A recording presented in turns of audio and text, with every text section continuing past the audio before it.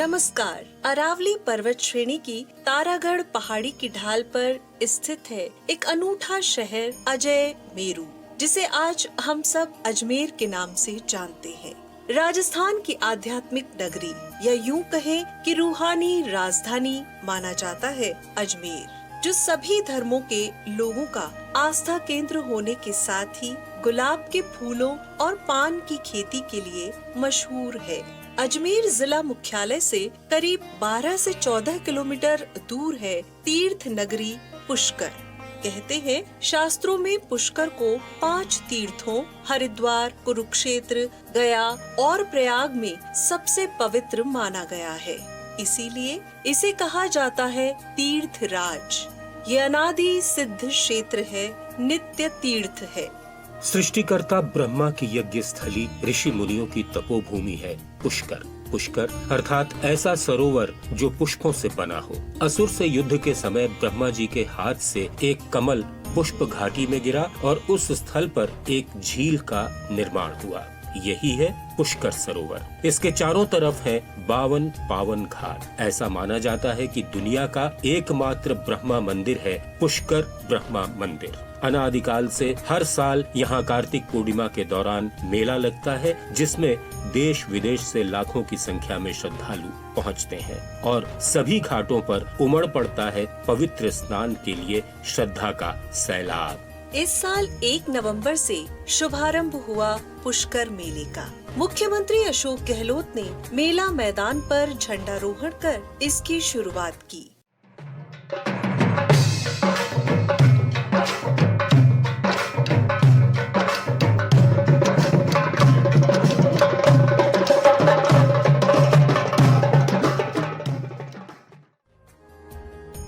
इसी के साथ हुआ दीपोत्सव और महा आरती। अर्ध चंद्राकार आकृति में बनी पवित्र पौराणिक पुष्कर झील धार्मिक और आध्यात्मिक भाव से सराबोर नजर आई। सूर्यास्त के समय जैसे ही लाखों दीपकों ने अपनी आभा बिखेरी, एक अद्भुत विहंगम दृश्य साकार हुआ। ब्रह्मयज्ञानां प्रथमं पुरुषादिजीवत सुरुचोभेनाव सबधन्या उपमा अससतशविन। ओम ब्रह्मणे नमः, ब्रह्म सावित्रे नमः, ब्रह्म गायत्रे नमः। इदं विष्णु शिखरे त्रिधांसे समूढस्य पागुं सुरे स्वाहा। ओम विष्णुवे नमः, लक्ष्मी नारायणाय। तीर्थ स्थलों की यात्रा करने का मूल उद्देश्य ही मन के अंधकार को दूर करना है और अंतरतम की ज्योति को पहचानना है। ऐसे में अगर तीर्थ स्थल भी जगमग जगमग प्रकाशित हो तो उसकी शोभा का कहना ही क्या। जग के तम सारे छट जाएं, तन मन सेवा में अर्पित हो, सबके हृदय में प्रेम बसे, दृग दृष्टि प्रतिक्षण निर्मल हो। पुष्कर घाट पर मंदिर के पुजारियों ने मुख्यमंत्री का जीर्णोद्धार कार्यों के लिए आभार जताया। सब आप लोगों का जो है सारा हमारी भी हार्दिक इच्छा से परमिशन मिल गई, बहुत बड़ी बात है। बिल्कुल बिल्कुल प्रयास किया था, प्रयास भगवान भी तो प्रेरणा देते रहे से। अच्छा फिर क्या 200 साल से दी हुई और समय बीतता तो और ज्यादा जीर्ण शीर्ण होती, दीवार ढह भी सकती थी और अब इतना बढ़िया काम हुआ, बहुत अच्छा। मुख्यमंत्री ने भी घाट पर दीपोत्सव की परंपरा जारी रखने की बात कही।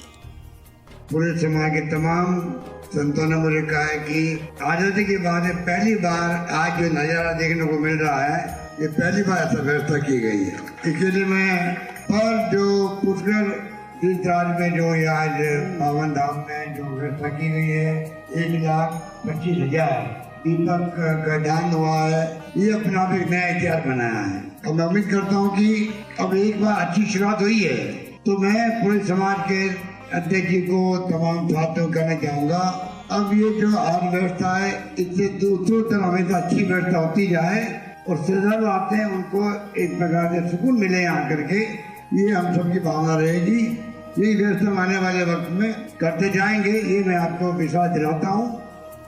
राजस्थान सरकार प्रतिवर्ष स्थानीय प्रशासन की देखरेख में आयोजित करती है भव्य पुष्कर मेला। कला संस्कृति और पर्यटन विभाग इस अवसर पर लोक कलाकारों के साथ मनोहारी सांस्कृतिक संध्याओं की रंग बिखेरते हैं। इसका आनंद लेने के लिए देशी विदेशी सैलानी वर्ष भर प्रतीक्षारत रहते हैं।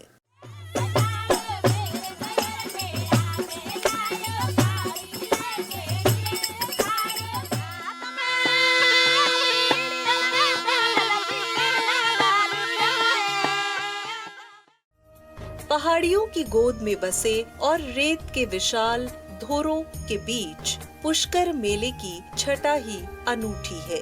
यहाँ का पशु मेला भी जग प्रसिद्ध है। इसमें ऊंट, घोड़े, गाय, बैल, अलग अलग नस्लों के पालतू पशुओं की अच्छी खरीद फरोख्त होती है। हालांकि पिछले 2 सालों से कोविड महामारी के कारण और इस बार लंपी त्वचा रोग के कारण ये पशु मेला स्थगित रहा।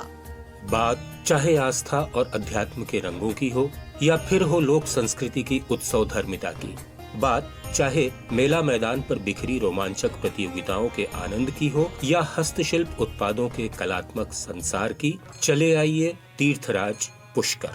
नमस्कार।